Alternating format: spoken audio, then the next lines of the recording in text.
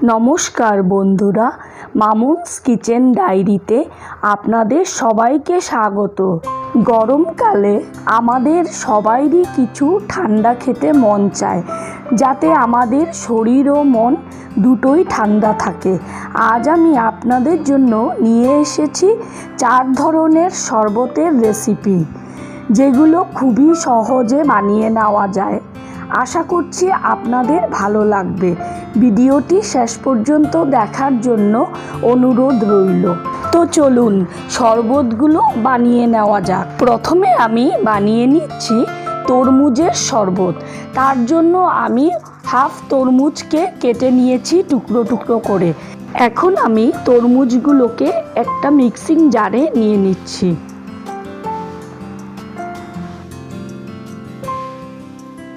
এখন দিয়ে দিচ্ছি সামান্য পরিমাণে বিট লবণ। বিট লবণটা দিলে শরবতের স্বাদটা ভালো আসে। তারপর দিয়ে দিলাম কিছুটা লবণ আর 1 চামচ চিনি, সাথে কিছুটা পুদিনা পাতা দিয়ে দিলাম। তারপর দিয়ে দিচ্ছি লেবুর রস 1 চামচ। তারপর আমি ঢাকনাটা দিয়ে মিক্সিতে ব্লেন্ড করে নিচ্ছি। ব্লেন্ড করা হয়ে গেছে। এখন আমি একটা বাটিতে ছাঁকনি বসিয়ে তরমুজের জুসটাকে ছেঁকে নিচ্ছি। তাতে করে বিচিগুলো আর তরমুজের যা খোসা আছে সব ছাঁকনির মধ্যে রয়ে যাবে। দেখুন, বিচিগুলো সব ছাঁকনির মধ্যে রয়ে গেছে। এখন আমি শরবতটা একটা গ্লাসে সার্ভ করে নিচ্ছি।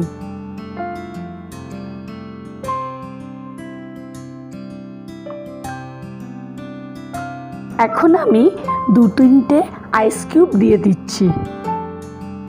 এখন আমি ছোট ছোট করে কেটে রাখা তরমুজের টুকরো দিয়ে দিচ্ছি, যাতে শরবতটা খেতে ভালো লাগে। তারপর একটা পুদিনা পাতাকে দিয়ে গার্নিশিং করে নিলাম। সাথে একটা লেবু দিচ্ছি আর একটা তরমুজের টুকরো দিয়ে দিচ্ছি।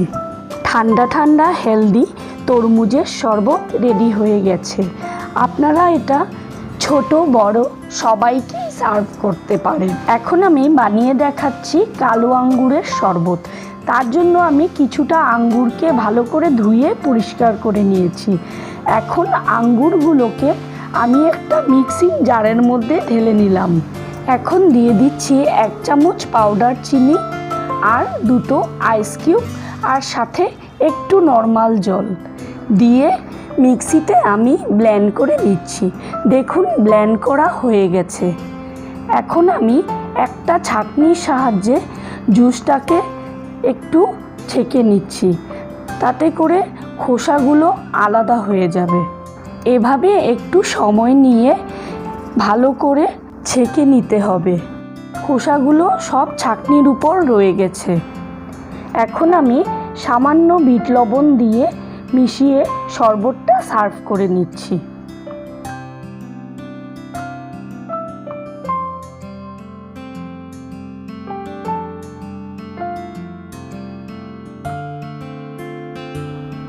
এখন আমি দিয়ে দিচ্ছি কয়েকটা আইস কিউব। তারপর হাফ চামচ চাট মশলা দিয়ে মিশিয়ে নিলাম।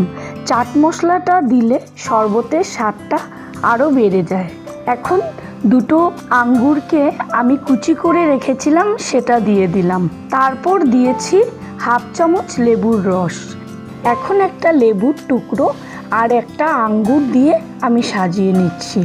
তৈরি হয়ে গেছে কালো আঙ্গুরের শরবত। আপনারা এই গরমে একবার এইভাবে করে বানিয়ে খেয়ে দেখুন। আশা করছি আপনাদের ভালো লাগবে। মিষ্টি দইয়ের শরবত বানানোর জন্য আমি একটা মিক্সিং বোলের মধ্যে নিয়ে নিচ্ছি 3 চামচ দই।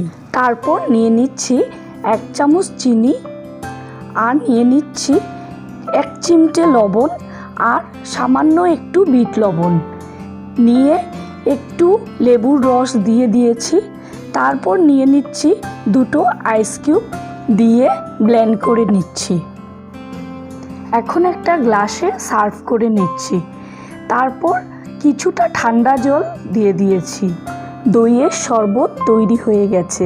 এটা বানাতে যতটা সহজ, খেতেও ততটা সুস্বাদু হয়। আর এটা গরমে শরীরকেও ঠান্ডা রাখে। এখন তৈরি করব 4 নম্বর শরবত, বেদানার শরবত। তার জন্য একটা বেদানাকে আমি কেটে বিচিগুলো বের করে নিয়েছি। তারপর একটা গ্রাইন্ডিং জারের মধ্যে বেদানার বিচিগুলো দিয়ে দিচ্ছি। দিয়ে কিছুটা নর্মাল জল দিয়েছি, ঢাকা দিয়ে ব্লেন্ড করে নিচ্ছি। ব্লেন্ড করা হয়ে গেছে। এখন আমি একটা ছাঁকনিতে ছেঁকে নিচ্ছি যাতে খোসাগুলো আলাদা হয়ে যায়। খোসাগুলো থাকলে খেতে ভালো লাগবে না। ছাঁকা হয়ে গেছে। এখন আমি একটা গ্লাসে সার্ভ করে নিচ্ছি। ভিডিওটি ভালো লাগলে লাইক করবেন আর চ্যানেলটি সাবস্ক্রাইব করে পাশে থাকা বেল আইকনটি প্রেস করে নেবেন নতুন রেসিপির আপডেট সবার আগে পাওয়ার জন্য। এখন 2-3টে আইস কিউব দিয়ে দিচ্ছি। তারপর দিচ্ছি 1 চামচ গুঁড়ো চিনি, 1 চিমটে বিট লবণ আর 1/2 চামচ চাট মশলা দিয়ে মিশিয়ে নিচ্ছি। কয়েকটা বেদানার বিচি আর একটা লেবুর স্লাইস দিয়ে সাজিয়ে নিচ্ছি। তৈরি হয়ে গেল ঠান্ডা ঠান্ডা বেদানার শরবত। তৈরি হয়ে গেল খুব সহজেই 4টে রিফ্রেশিং শরবত, যেটা ছোট বড় সবারই খুব ভালো লাগবে। বাড়িতে গেস্ট আসলেও আপনারা গরমে এটা সার্ভ করতে পারেন। ভিডিওটি শেষ পর্যন্ত দেখার জন্য অসংখ্য ধন্যবাদ। তো চলুন ভিডিওটি আমি এখানেই শেষ করছি। সবাই ভালো থাকবেন। আবার একটি নতুন রেসিপি নিয়ে আপনাদের সাথে দেখা হচ্ছে।